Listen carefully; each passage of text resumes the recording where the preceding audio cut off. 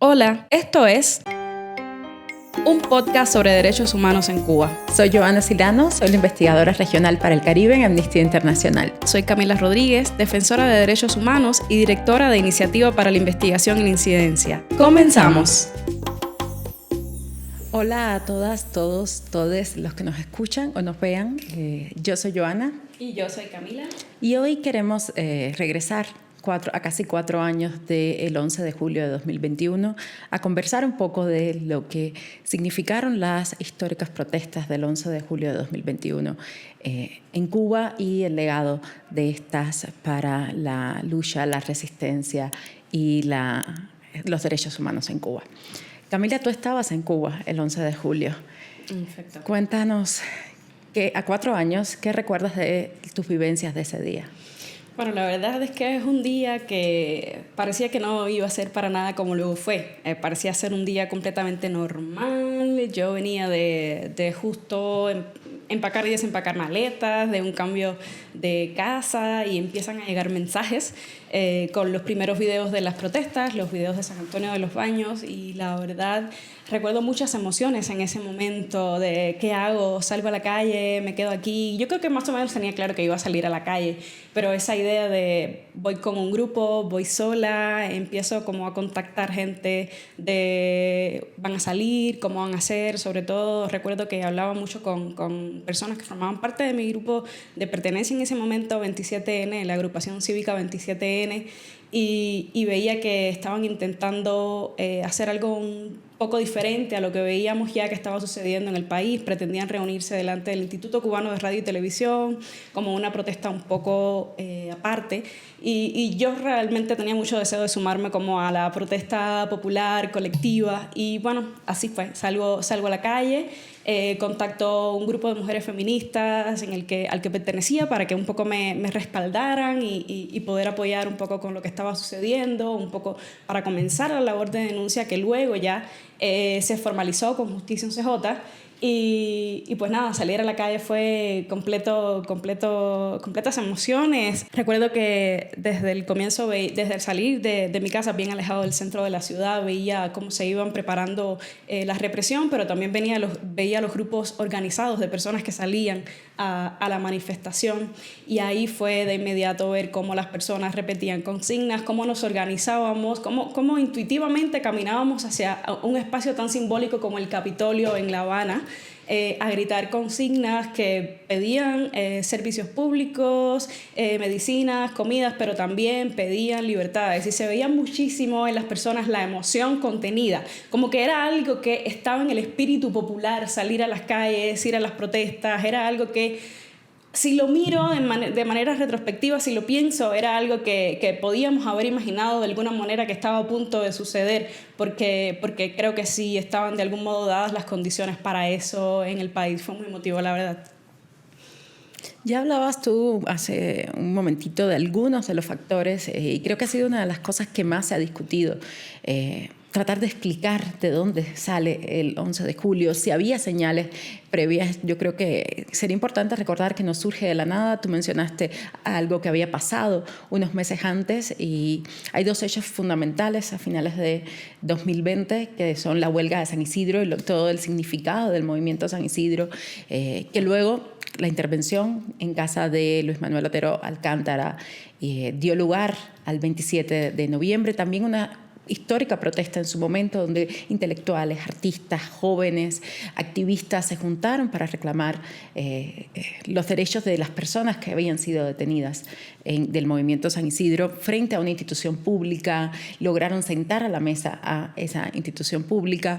Luego hubo algunos eventos importantes durante ese año. Creo que entre los factores no se puede olvidar el contexto de pandemia, que implicó una tensión importante en Cuba. En términos, Cuba fue uno de los países que cerró totalmente sus fronteras, y eso impactó uno de los principales rubros de ingreso del país, que era el turismo. También hubo un esfuerzo importante de control de lo que estaba sucediendo en el país, con algunas detenciones importantes. Tenemos la detención de Michael Osorbo unos meses antes del 11 de julio, la protesta en Obispo, que también movilizó. Entonces tenías por un lado jóvenes que estaban articulados, que después de San Isidro habían quedado en comunicación a partir de, tú mencionaste 27N, pero había otras plataformas similares. Entonces ese factor no puede obviarse. La tensión en términos de la múltiple crisis de derechos humanos que vive el país, que pasa por la escasez de alimentos, la escasez de medicinas en un contexto de pandemia. Cuba enfocó sus recursos en el diseño de vacunas, pero eso afectó también la provisión de algunos servicios básicos ya duramente golpeados. Entonces las personas empezaron también a tratar de conseguir los medicamentos más simples, aspirina, lo que te recomendaban para el COVID, podía ser algo totalmente inalcanzable en Cuba, y eso evidentemente también, lo comentabas tú, estuvo en algunos de los reclamos iniciales, ¿no? El acceso a vacunas, el acceso a medicamentos, el acceso a alimentos. Pero yo siempre que escucho, que leo, que rememoro lo que vivimos algunos de nosotros desde fuera de Cuba, también ese 11 de julio, los cientos de videos que las distintas plataformas han recopilado, en el caso mío particular, expedientes legales que he leído, testimonios de algunos de los participantes.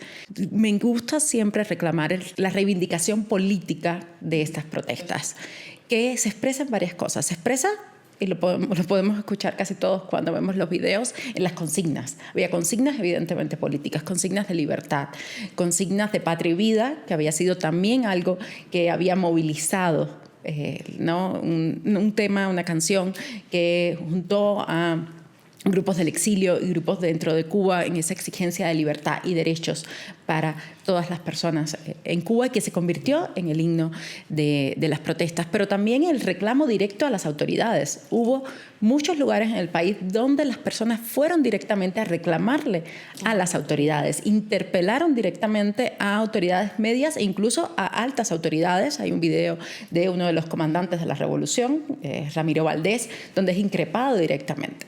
También muchas de las personas dirigieron, y tú lo decías, ese reclamo a instituciones públicas. Fueron afuera de las instituciones que representaban el poder político y que tenían la capacidad de tomar decisiones. Entonces ahí también hay un componente político. Las asambleas del Poder Popular, el Capitolio del caso de La Habana, el intento de la Plaza de la Revolución. Hecho, hay documentación de otros grupos, del Medio Inventario, por ejemplo, que ha hecho un conteo de las consignas que más se usaron en las manifestaciones de todo el país. O sea, se hizo un análisis exhaustivo, video por video, de lo que reclamaban las personas y las consignas de libertad, patria y vida bajo la dictadura. Aunque los medios oficiales, la propaganda oficial diga que no, y muchos de las personas que lo apoyan alrededor del mundo intenten crear la imagen de que fueron protestas motivadas por problemas arrastrados de la crisis sistémica del país, pero más bien vinculados a la economía, a la salud y tal, hay evidencia rotunda de que los reclamos políticos sobresalieron en esas protestas del 11 de julio y luego en otros escenarios de protesta que han venido después, sobre lo que me imagino que hablaremos luego. Yo creo que fue fundamental en ese 11 de julio, no solo lo que se estaba gestando dentro del país, sino también todo ese apoyo al que mencionabas, que se estaba gestando desde afuera.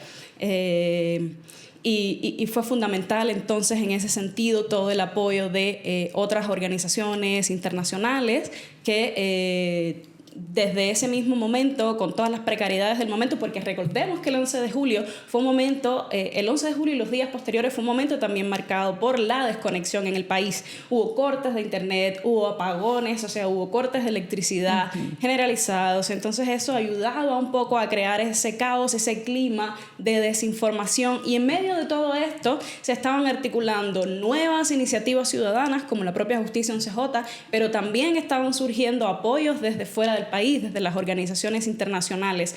De hecho, pienso que ese es uno de los pocos momentos de la historia reciente del país en que la comunidad internacional, los organismos internacionales de algún modo tuvieron un respaldo a lo que pasaba en Cuba, de alguna manera equilibrado, aunque ciertamente contamos con actores fundamentales que apoyaron muchísimo, como es el caso de la propia Amnistía Internacional, que por esos días también estuvo publicando muchísima información sobre lo que pasaba en Cuba y respaldando el contexto cubano.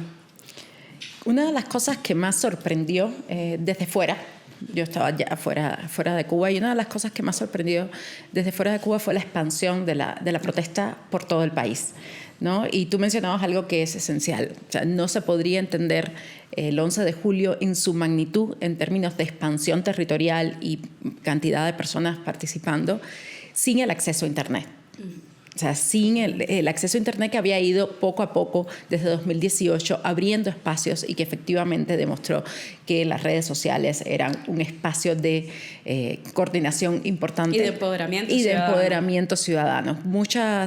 Hay algunos, tú hablabas de inventario, pero hay otros medios independientes que han hecho esfuerzos tratando de entender de dónde surgieron o cómo se viralizaron algunas de estas publicaciones a través de los grupos de venta, de los grupos privados en redes sociales de Facebook, que a veces servían para el acceso a medicamentos y acceso a medicina, pero ahí se publicaban los primeros videos y los primeros llamados a la acción.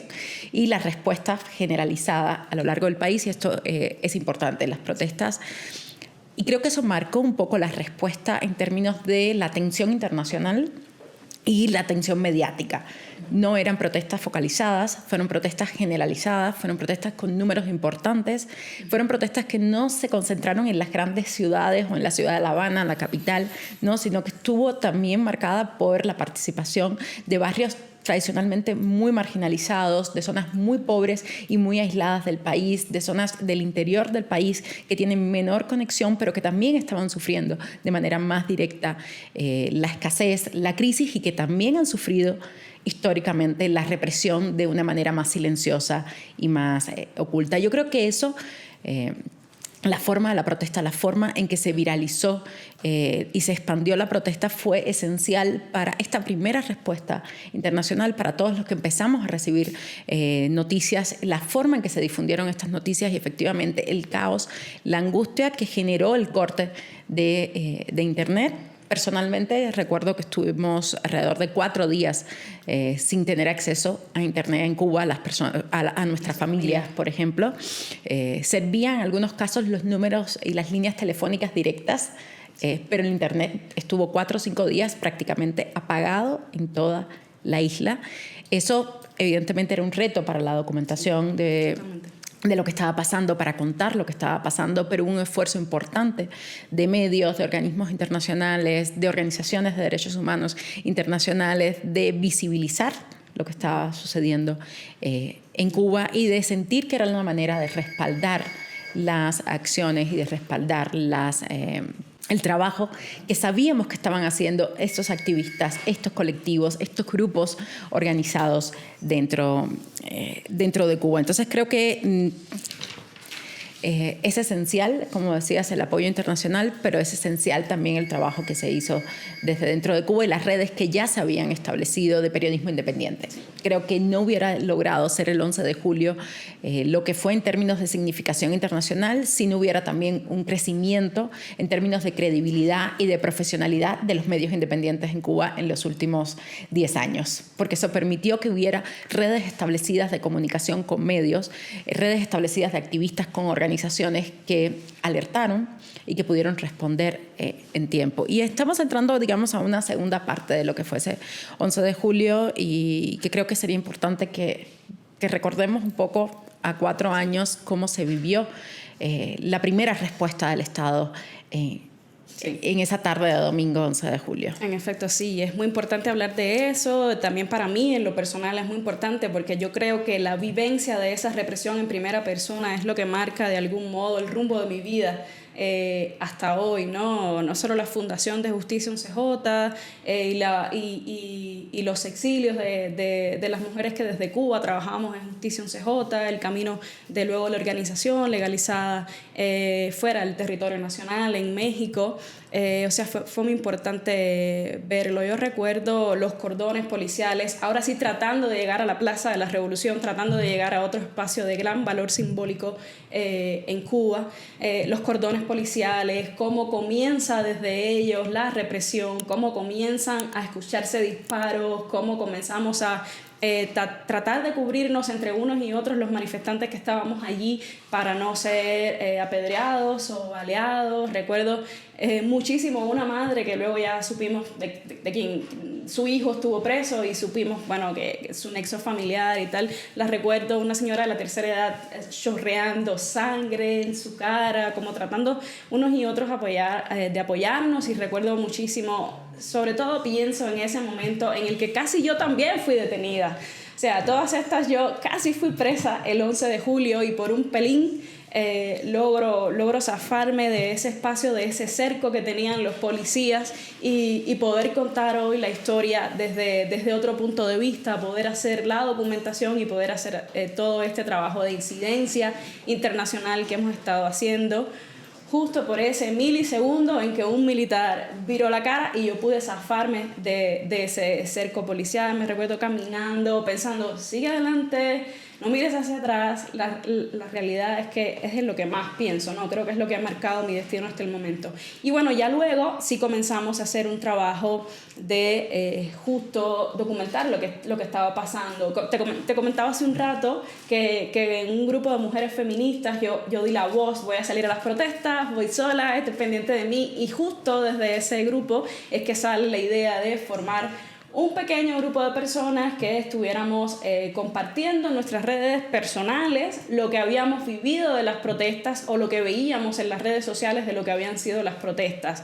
Recuerdo que mis redes personales se inundaron de mensajes de inmediato. En X tengo un tweet pineado de un testimonio de una madre, anonimizado por supuesto, contando que ella vivía fuera del país y que su hijo estaba desaparecido, que por favor la ayudaran a encontrarlo.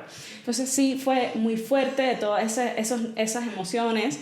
Y bueno, luego otros detalles así como más de la vida cotidiana. Recuerdo que en mi casa vivíamos como con las puertas cerradas, las ventanas cerradas, porque sabíamos que de inmediato iba a llegar la represión a mi casa. Pienso que el estar preparada con testimonios de muchísimos activistas de antes, muchos opositores, de cómo habían respondido a escenarios de este tipo, me ayudó muchísimo a lidiar con eso. Yo estaba vestida todo el tiempo con tenis, con leggings, con chamarras, sudaderas, previendo que me pudiesen llevar en cualquier momento, y bueno, tratar de que las condiciones de mi interrogatorio, de mi detención, no fuesen tan brutales como he escuchado muchísimas historias.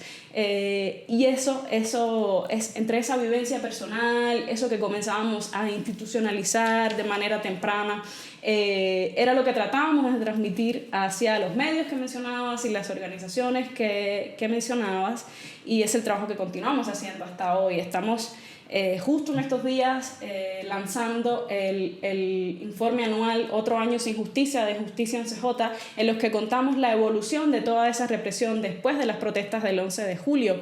Y hemos visto que en la medida que han pasado los años hemos ido aumentando nuestra lista de personas detenidas. O sea, los 700 nombres con los que empezó la lista a hacerse pública, los 400 digamos, con los que empezó la lista a hacerse pública, ya no son para nada los números que reflejan nuestro trabajo. Al día de hoy que estamos cerrando nuestro informe anual, contamos con casi 1.600 detenidas en ese único escenario de protestas y con más de 360 personas todavía detenidas con condenas que se extienden hasta los 22 años de privación de libertad. O sea que el saldo ha sido bien grande para la ciudadanía cubana el haber salido a las calles en ese momento de decidir: ya no podemos más, ya no tenemos miedo, ya no vamos a seguir aguantando humillaciones.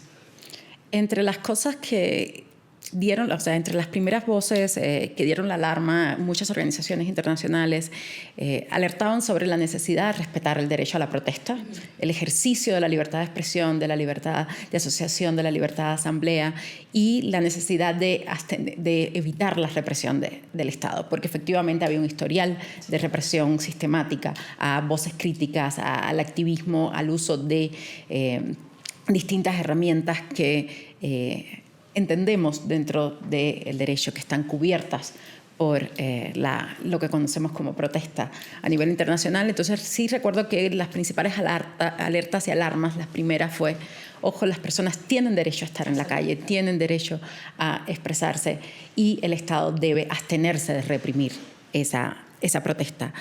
Entre las violaciones de derechos humanos más documentadas durante el escenario post-11J, estoy hablando post-11J, desde ese mismo momento, la primera respuesta del Estado.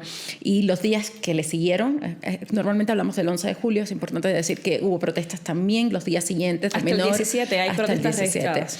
De menor intensidad, pero lo que sí hay con un incremento importante de intensidad es la respuesta represiva del Estado, inmediata y muy visual, que para muchos significó desde el exterior otra vez, la primera vez que veían a los cuerpos armados, distintos cuerpos armados, desde policías especializadas hasta cuerpos militares, hasta civiles organizados en acción en Cuba frente a las cámaras, frente a los videos, a los celulares de las personas. Y después lo que siguió, que tiene mucho que ver también con una historia de tácticas y prácticas represivas, ¿no? Que incluyeron detenciones arbitrarias, ya tú lo decías, decenas, cientos, que llevan incluso a miles de personas que fueron detenidas arbitrariamente, desapariciones forzadas, personas que estuvieron en condición de desaparición forzada por incluso semanas, en algunos de los casos que ha documentado Amnistía Internacional, detenciones en régimen de incomunicación, este despliegue de cuerpos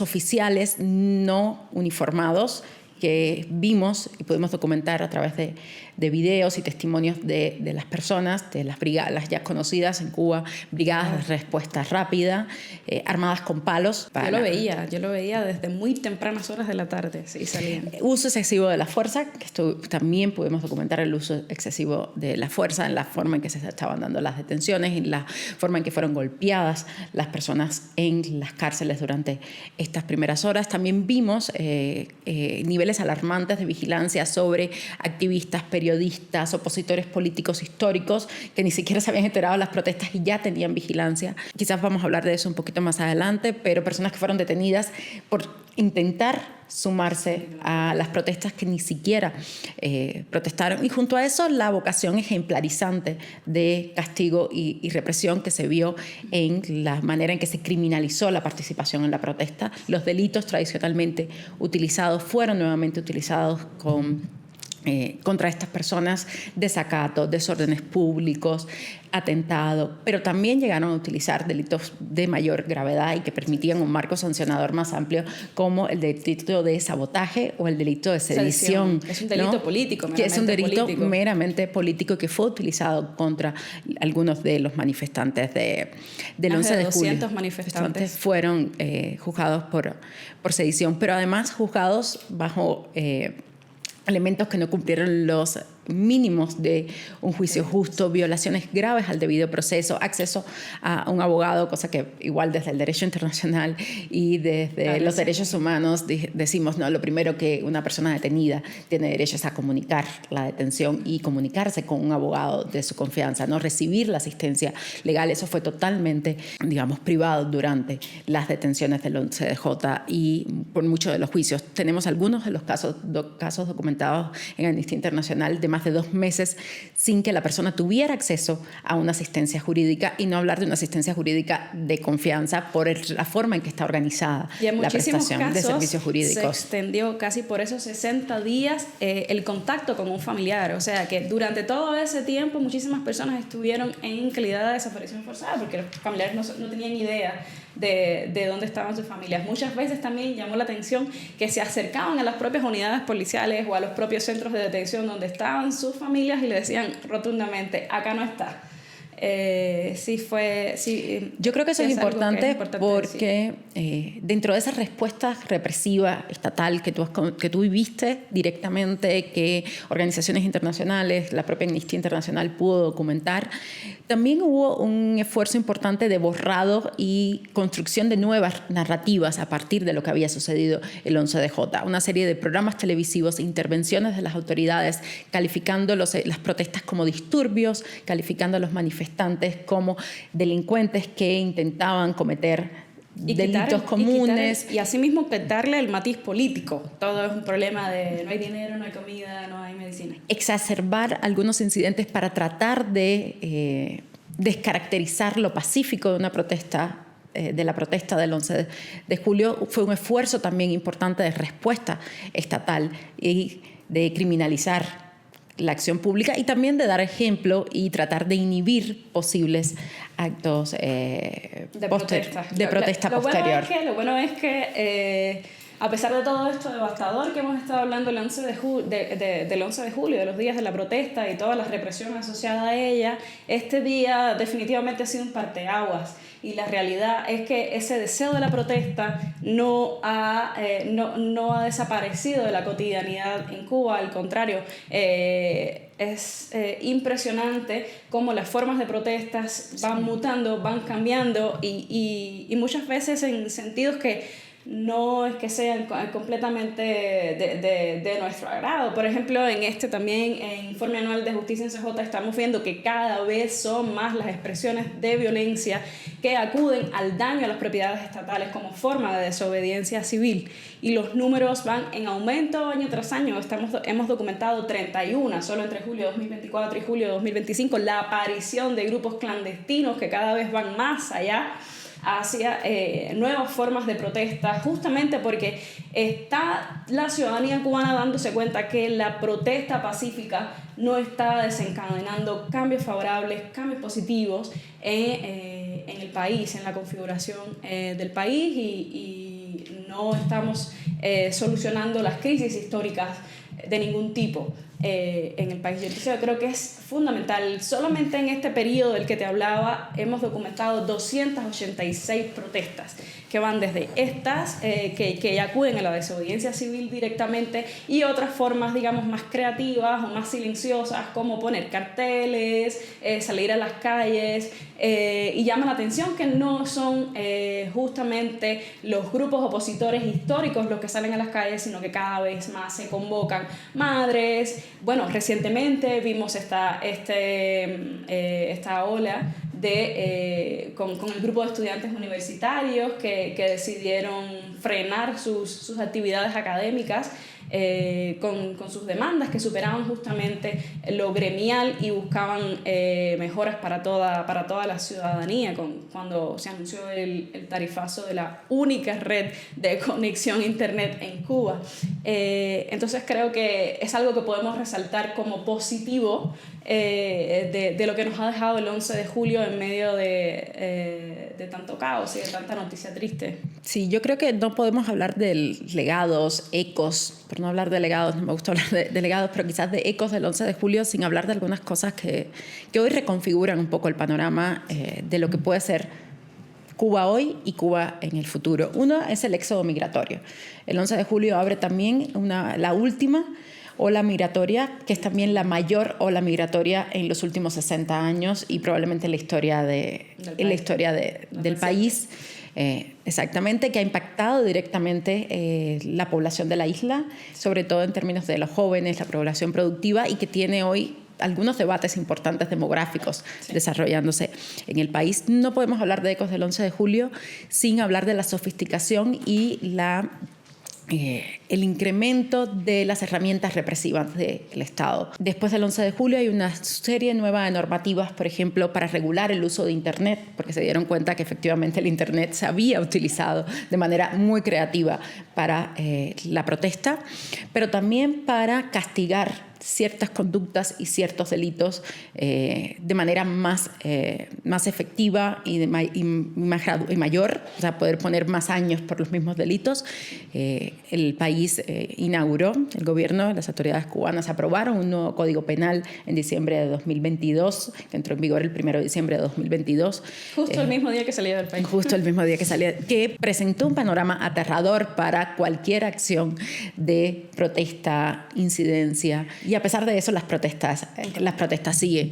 Hay una serie de instrucciones penales y una serie de formas que han posibilitado que las autoridades se ensañen y castiguen aún más a las personas que están presas hoy por razones políticas, por haber participado en el 11 de julio y por las protestas siguientes. Por ejemplo, la negación de beneficios penales porque no se han cumplido los fines de reeducación. Ha habido un esfuerzo del Estado de sofisticar esa maquinaria represiva que tiene más de 60 años para seguir acallando, seguir reprimiendo las voces críticas, activistas, periodistas, defensores de derechos humanos, opositores políticos tradicionales que han estado involucrados en esto. Entonces no podemos hablar del 11 de julio sin hablar efectivamente de ese legado, de ese eco positivo en términos de que la protesta, decíamos, llegó para quedarse.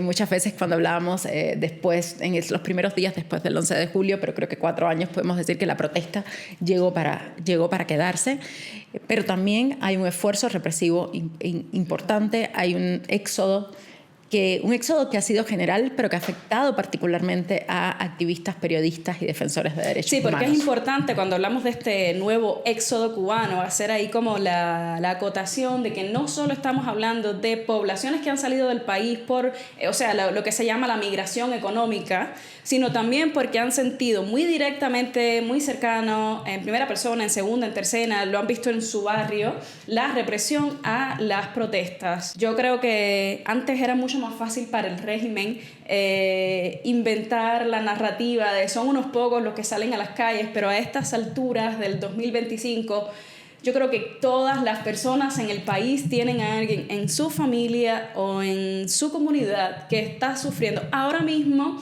los efectos de haber salido la protesta del 11 de julio o alguna de las posteriores protestas que han sido muchísimas. Uno de los ecos, ya para ir cerrando esta conversa, yo creo que uno de los ecos más relevantes del 11 de julio justamente es la vivencia directa de la represión.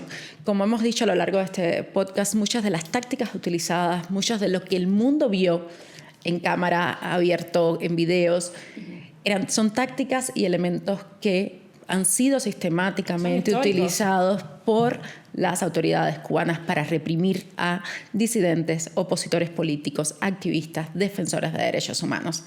La generalidad de su uso a partir de la masividad de las protestas del 11 de julio es un eco importante porque ha permitido establecer nuevas conversaciones a raíz de lo que pasa en Cuba, quiénes son los activistas en Cuba, quiénes son las personas que salen a la calle en Cuba, y eso a nivel de solidaridad internacional, de reconocimiento, ha sido sumamente relevante para las voces críticas en Cuba, para incorporarse a conversaciones regionales, para incorporarse a conversaciones globales sobre libertades, sobre derechos humanos, y es un eco del 11 de julio. No podemos tener estas conversaciones hoy a otro nivel porque sucedió el 11 de julio y porque mucha gente en el mundo vio esas tácticas represivas que habían que había podido el régimen cubano utilizar solamente con opositores y disidentes. Sí, definitivamente yo creo que también fue como una buena elección escoger este tema para arrancar este podcast con el que pretendemos continuar arrojando luces sobre la situación de los derechos humanos en Cuba en la actualidad, ir derrumbando mitos sobre cómo se vive en Cuba en el 2025. Muchas gracias a todas las personas que nos han escuchado en este primer podcast y nos vemos. Nos vemos, gracias. Gracias.